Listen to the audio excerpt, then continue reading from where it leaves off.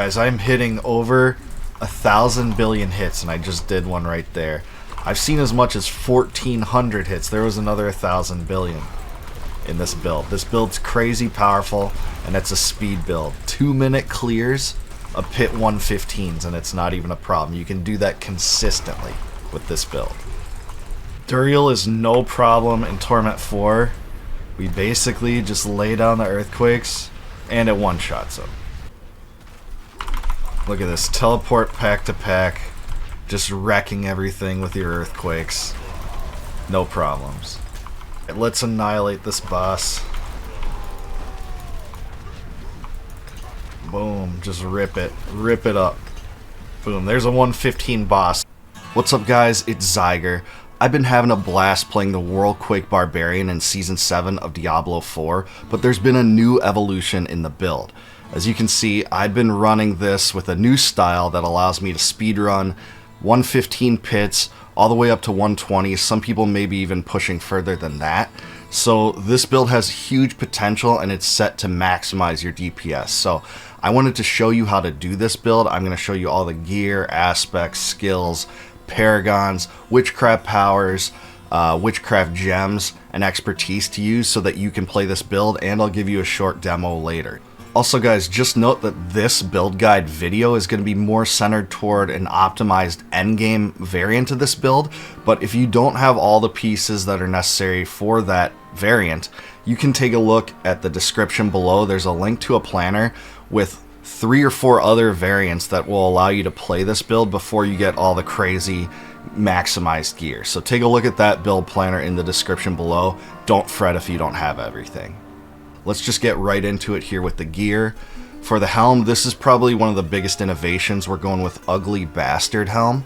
What this does is it makes sure that our Wrath of Berserker cooldown's up a lot. That's what we want to have the GA in, so that's the most important. I would love to triple hit that with Masterwork, but this is the helm to use. You also, the fire damage it does add a little bit, but it's not your major portion of damage. So this is a very good one to have. Get as much Wrath of Berserker cooldown as you can. With the chest, I'm going Shroud of False Death. This not only gives +1 to all passives, that includes, heavy-handed, counteroffensive, slaying strikes, but it also gives you a lot of damage and survivability. The all stats is huge. I would love to triple hit that with Masterwork. I think this chest is better than Mantle of Mountain's Fury in this build, especially with the speedruns. The all stats helps a lot. So this is really fantastic, plus it adds a little bit of movement speed at times where you're running far distances in a pit. With the gloves, we have Fists of Fate, by far the best glove. This is insane, really good item for this build. You want to have the greater affix on critical strike chance. I've double hit that. You might even want to triple hit it if you can't get close to that 100% critical strike chance that we're using in this build. But it's not necessarily a problem. I can still get that with only hitting it twice, so this one's fine. I have a 295 modifier on the percentage there at the bottom. You want to get a 300. Once it gets lower than this, the Fists of Fate essentially start to be unusable, because that's the most important thing about this item. You want to have it either 295 or 300 pretty much. With the legs, we have Tybalt's Will. This is another change from the last variant of this build I did. Not only does this give you all stats, so more damage, it also gives you some damage reduction because we're going to be unstoppable all the time, and you deal increased damage while unstoppable and 5 seconds afterward. You also get 50 of your primary resource when that happens, but that doesn't really matter. The point of this is more damage and more survivability. It beats out using Call of the Ancients with Ariats. It's just a better item. The downside is you lose all resist, but we're making that up in another way, which I'll show you later. So this is the legs that we're going to use. You want to really triple hit that all stats roll on the Masterwork if you can. With the boots here, we have Doom Treads of Concussive Strikes, just more damage with that aspect. Plus we have strength and movement speed, greater affixes. We want to triple hit that strength if we can, or earthquake size is good. If you don't have 100, you want to have 100 between your boots and your amulet. But I have 2 on the strength, that's fine. War Cry ranks, really good damage increase there too, and movement speed. So with this setup, I'm getting 200 movement speed all the time, you know, so long as my rallying cry is up. And sometimes it's up even without rallying cry because of Shroud of False Death. But we get a lot of movement speed here. Concussive Strikes just does more damage. There are some other choices you could go here. You could go with Wild Bolt to pull enemies in. You could go with Grasping Whirlwind to pull enemies in. Some people prefer that. I like this, but you can do either or. With the weapons, so this is a very good item. It's not perfectly rolled, but this one has Earthquakes on it. Earthquake's one of the most important aspects for this build. Ground Stomp creates Earthquakes, and plus your Earthquakes do a ton more damage. This is one of the most build-enabling aspects to get. I'm also rocking a triple hit of Masterwork, chance for Earthquakes to cast twice. That makes sure that you do a lot more damage with this build. You can get this up to 88% if you have a perfectly rolled item, and that's what you want to get if you possibly can. That's almost every Earthquake doing double the cast. It's really fantastic. I would love to have one that has a greater affix on critical strike chance as well. Still looking for that, haven't found that yet. And for the one-handers, oh, and the other one is damage while berserking. So I split my second modifier on these weapons between close damage and damage while berserking. So this mace and this sword has damage while berserking. This sword and this sword has damage while berserking. So I'm splitting it up between close and damage while berserking. With the one-handers, strength, maximum life, critical strike damage. This one is Vehement Brawlers. Max to heavy hitter if you can. This one I masterwork very well. Good item. Want to have the greater affix on critical strike damage. Don't have it yet though. Vehement Brawlers is more damage. This one, we're doing damage while berserking with heavy hitter, and this one does have greater affix on strength and maximum life. I'm using executioners here, which is a relatively rare aspect actually from what I've seen, but it does more damage, and your earthquake damage is increased by 15% for every 100 strength you have. That is crazy. I'm getting up to 7,000 strength in pits because of, you know, the combination and synergies of my abilities, and it's just fantastic. This is my best item. I was super lucky to get this last night. It's a strength, maximum life, critical strike damage, two-handed sword. I rolled it with max damage while berserking and max heavy hitter. So this is literally perfectly rolled. You want to have either a sword or a polearm here. If you have a sword, I put the whirlwind on the mace because the mace ends up doing more damage. If you put whirlwind on sword, you don't get as big of a bonus because the sword just basically does a bleed and there's not really damage modifiers, whereas the mace gives you more damage and the polearm gives you more damage. We can talk about that in a second with the expertises, but this is fantastic. This is the best item I have by far, and I'm super lucky to have it. With the amulet, we want strength, counteroffensive, heavy-handed, with a greater affix on strength. If you get greater affixes on the other two, even better, but amulets are really hard to roll. This is the best one I've gotten, so it's basically maxed out. I would love to triple hit that 38.5% strength, but hitting earthquake size is good too. To add between this and this to get close to 100 if you can is good. The other affix you want is ground stomp cooldown reduction here. This is the Bulkathos aspect. And Bulkathos aspect not only gives you a ton of damage reduction when you stand in the earthquakes, it also makes your earthquakes deal more damage. So this is a fantastic item. With rings, for our non-mythic ring, we are using Bold Chieftain's aspect and strength, critical strike chance, and resistance to all elements. So guys, here is where we're making up the resistance to all, much of it that we lost from dropping Ariat's legs. Resistance to all elements here, greater affix.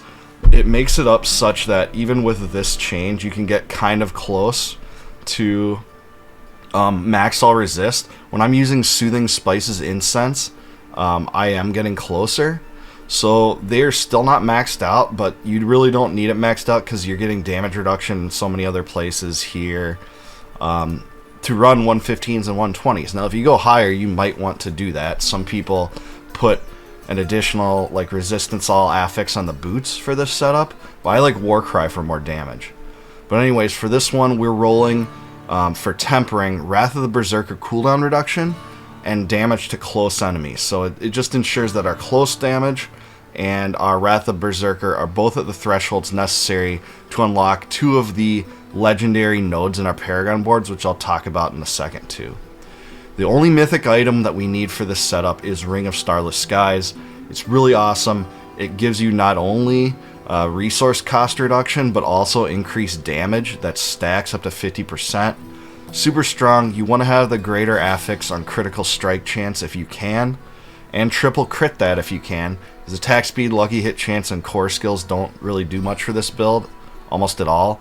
Lucky hit chance will now for this and for Fists of Fate, but it's not really integral to this build. Ring of Starless Skies is a really great item. Alright, let's talk about the gems. So as far as gems go, you want to have red gems, which give you obviously more strength, in 3 of your items such that you have 6 total, right? I have them in my helm, my chest, and my legs. With your weapons that are not rune words, you want to have green gems that gives you more critical strike damage. You could use blue gems too. Those give vulnerable damage, but vulnerable damage and crit strike damage are in the same kind of damage bucket anyways, and critical strike damage gives you more per gem than the vulnerable one, so you might as well take critical strike damage. The rune words that we are using here are Igni-Tech. This is a very build-enabling combination here. It basically ensures that our earthquakes start whenever we're casting non-basic skills. When we're dropping earthquakes, that's whenever we're casting non-basic skills. To get the offering, you drop them a ton. Not only do your shouts drop them, but also your ground stomps drop them. This is really something that's integral to the build. There are other combinations if you can't get Igni-Tech, but Igni-Tech is the best one. With this other weapon rune word, I'm using Yule Jaw.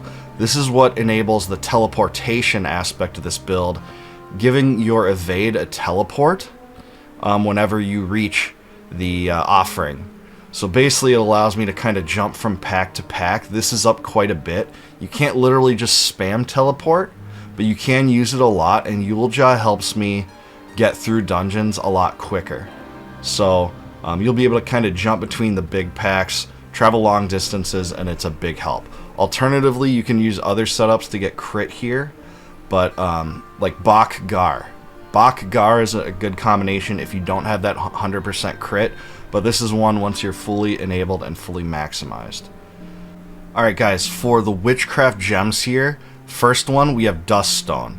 This gives for each of your auras their hexes an enemy is afflicted with 2.5% increased damage from you, just stacking damage that really helps you. The second Witchcraft gem that we have here is Moonlight Ward. So for each rank in your equipped unique witch power, you gain 3% damage reduction and 0.5% maximum resistance to all elements. Just additional damage reduction on this one. You could swap it out for a different one if you want, but this is a way to recoup some of the damage reduction you're losing for not having complete all resist, so it's really good. And then the third one is Friend of the Bog. Probably the most important one to get right away.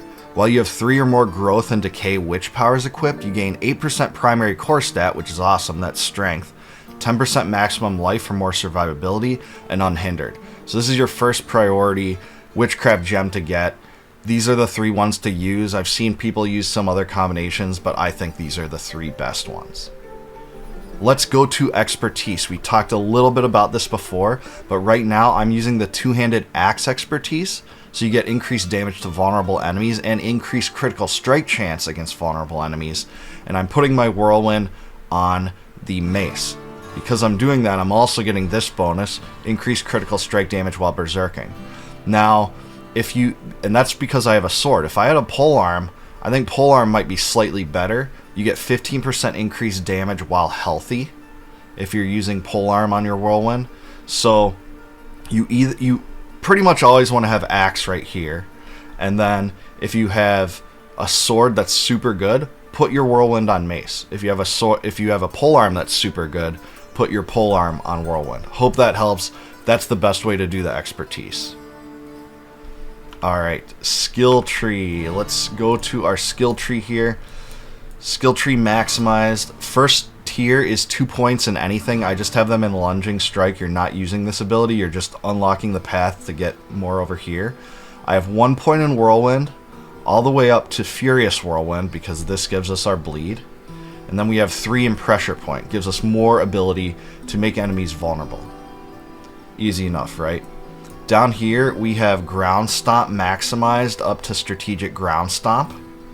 We have 3 points in Imposing Presence and Martial Vigor, both for more survivability there. 1 point in Rallying Cry, all the way to Strategic Rallying Cry. We have 1 point in Challenging Shout, all the way to Tactical Challenging Shout. And you'll see there's, 1 out of 3 in some of my passives because I'm using the Shroud of False Death that gives you 1 innately. Next tier, we're going down to Brawling Skills with this one. We're maxing out the War Cry as far as we can get. I have 9 out of 10. Over to Power War Cry, just more damage there. And then I have 3 points in Booming Voice. This is really important to keep your shouts up all the time, is to have 3 there. I also have 3 in Movement Speed. If you get enough movement speed, you can actually start dropping points on this if you need.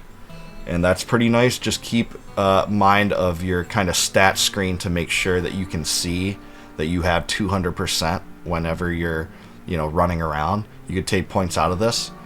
Aggressive Resistance, we have 8 out of 3 right now. So that one is really fantastic. And then I'm putting Prolific Fury up a little bit too. Prolific Fury just gives us more Fury generation. This isn't necessary at some point, but the Ugly Bastard Helm gives a lot of it. So basically we're maxing out Aggressive Resistance, and that's really the most important, but this is kind of boosted by the Ugly Bastard Helm. 3 points in each of these weapon mastery skills. We have 3 points in Pit Fighter, 3 points in No Mercy, 3 points in Slaying Strike. These are kind of your bread and butter DPS passives, and in fact if you get amulets with kind of any of these, they're pretty darn good. Same with Heavy Handed, we'll talk about that in a second, but these 3 are also very good. We also have 1 point in Thick Skin to get max counteroffensive. This just gives us more damage. This is another really good DPS passive. And then we have Defensive Stats, 3 of 3. Just gives us more fortification and a little bit more healing there. So this one's a good one, especially if you don't have much survivability yet. So if you want to take out like pressure points in there and put it in here, that's defensible choice too. Down to the ultimate skills, we have 3 heavy-handeds here. 3 heavy-handed, fantastic ability that is our best damage passive essentially outside of Heavy Hitter. Heavy Hitter is ridiculous, but you can't get that on anything else than weapons as far as tempering goes. But heavy-handed on your amulet, super important too. Just more increased critical strike damage there. We have Heavy Hitter pretty much maxed out. I can only get 2 more points, I think. There's one of my weapons that isn't fully rolled to Heavy Hitter yet, but this is a stackable damage modifier that just makes our Earthquakes do insane damage. It helps your Dust Devils skill too, but Dust Devils aren't a big portion of our damage. So this is the most important step for this build. Heavy Hitter for sure. We have max Wrath of the Berserker down to Supreme Wrath of the Berserker. And then for our key passive, we have Unconstrained. Unconstrained is really the only choice here. Blizzard's really kind of messed around with our key passives quite a bit, but Unconstrained is really our only option here. Alright, let's talk about the Paragon board. Paragon board here, take a look at the description below in the planner, not only for the skills, but the Paragon trees. I will put what will be a kind of a board that shows you how to build this as well. So Paragon boards right here. First one, we are going with the Ire. Ire Glyph's gonna max out our damage while berserking, give us a ton of it, and we're putting it up huge in this first board, 100 strength here. We also get some good nodes like Iron Strength and Raw Power, Tenacity, and Brawn. Really good survivability and damage there too. Then we're going North 1 board for Weapons Master. Weapons Master, you get increased damage to injured and healthy enemies, but we're just getting a lot of good rare nodes here and a good glyph. Our glyph is Rumble. Maybe this is the most important glyph to max out first if you're doing it in order, So Rumble just increases our earthquake damage by a lot. As you can see, 1,300 additional earthquake damage here. Almost 1,400 there. We're also getting good rare nodes like Raw Power. Super good rare node for this build. Hunter Killer helps us get Fury. We got Iron Strength, more earthquake damage. Nimble, more damage. We got Lightning Condition, that's just more survivability and resistance. Denial helps us get resistance all. Next, to the east, we are going to the Decimator board. And this one we're using the Challenger Glyph. I used to not use Challenger Glyph at first, but ends up Challenger is really good because it amplifies your normal notes to give you double the bonus. So you're getting tons of plus 10 strengths here, plus the stats that this gives you. It builds up, and our build really stacks strength well and kind of scales with strength well because like our amulet has strength percentage on it. So it's really important to get these nodes in Challenger. We're also getting Destroyer, we're getting Demolish rare node, good damage there. We're getting Brawn, we are getting Arrogance, and Restorative. So there you go. South one, we're going to Force of Nature. This gives us Dust Devils here, and I need to get my close damage bonus. I need to switch one of my weapons around, but you want to have 200% here. One of my weapons should be rolled with close damage. I'm going to make sure that after this video, but this is one that you want to max up to 200 because I probably misplaced one, but I have a separate sword that will boost this up again. We have Tenacity here, more survivability. Callous, more damage. We have Denial, and then we have Raw Might and Squall and Alloyed. More damage and more survivability, but the glyph we're taking is Martial. This is the way that keeps our shouts up, and we're able to keep them up all the time. I've tried to play with ways to drop Martial, but ultimately I think you have to have it. It's the only way that you can really ensure that all your shouts are up at all times with the rest of this setup. Alright, north from the Decimator board, last board we're putting Wrath in. We're getting a lot of nodes to make critical strike damage more here. And then we're also getting Craving, Restorative, Grit, and Blood Rage is our major node. This is the other one I was talking about. We have to have enough damage while berserking to max this one out to 45%. 45% is what you need for this maximum damage here, but we're also getting a lot of other damage nodes. As I said in the description below, I'll have a planner. It might be slightly different than this because I'm going to play with a few setups. In fact, like there's some parts like over here. I want to try to get this Pillage node because I'm going to drop a few of kind of like the ones here where I have like healing received. And I think I can get over to get this node, which is more damage here, by a little bit. And you get this node too. So I think we can drop some to get over there, but I'll play with it a little bit, but just check the planner for the most updated version. That will be the good one. Alright, let's go to the Witchcraft Powers. Witchcraft Powers here. Very important part of this build because they really synergize with a lot of the other things I've been talking about in the build. But we want the Piranado to pull enemies in. Very important to kind of gather enemies. It helps us kind of maximize our speed clearing. So this is really the only one you want to use. Soul Harvest, really the most important witch power. It's a growth and decay one, which is really important because we need to get 3. But also, it just gives you a ton of primary core stat. Now you want to use this at the beginning of each pit when there's a lot of enemies clustered around you. If you just use it right away as you enter the pit, you're not going to get that bonus because that bonus snapshot. So you want to get it as high as possible. When you have many of them around you, you can get as much as like 10 to 20. It's going to get your strength over 7,000. And I'll try to show you that in the demo too. We also have Aura Specialization, increases our aura size, and we're getting increased critical strike damage. We have Hex of Whispers, a second growth and decay power. Basically, this one is just you're getting a little bit of shadow damage, and it really is here for growth and decay, but it's not that great other than that, but you do get a little bit of Fortify too. Shaken Soul, very important one, probably the second most important. This is one of our vulnerable engines. We're making enemies vulnerable with this, so our Eldritch effects apply vulnerable for 9 seconds, which is a long time. We're basically spending 9 seconds on nothing, including the boss. So we have that plus pressure point to make enemies vulnerable. And it's a really fantastic one. This is the way we are able to like drop the exploit exploit glyph from our Paragon boards. Very important. And then third and last growth and decay skill, also the last witch power I'm going to talk about, is Aura of Siphoning. This one deals poison damage to enemies around you, and you get a little bit of heal back in the form of maximum life. This one's not like game breaking or anything, but it is like the third best growth and decay skill, so that's the one we're using. So those are the witch powers. Alright, all that said, I'm going to show you a demo of how to play this build. We're going to go into a pit, 115. I'll show you speedrunning, including the snapshot at the very beginning of the pit that shows you how to maximize your soul harvest boost that I talked about in the Witchcraft Gems section, or the Witchcraft Powers section. Let me show you. Alright, pit demo here. First of all, grouping enemies together. Boom, I did my first shot right there. I only got 6,400 strength there, so that one's not perfectly good. We're basically tapping the whirlwind as we go through this. So here we are in the 115 pit, plowing through, trying to do the best I can here. We're tapping whirlwind. We're not holding it down. That's really important because otherwise we won't unleash our full earthquake potential. There we go. Wrath of the Berserker up almost all the time here.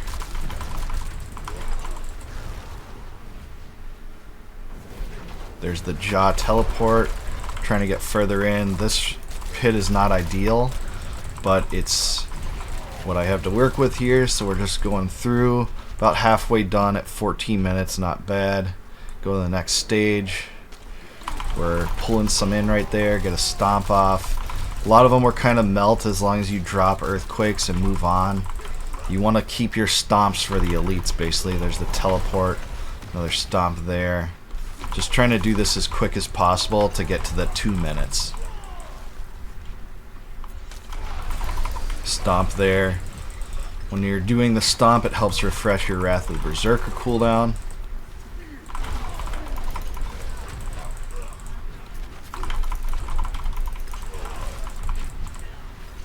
Doing some damage there. Moving on through. Get my stomp off.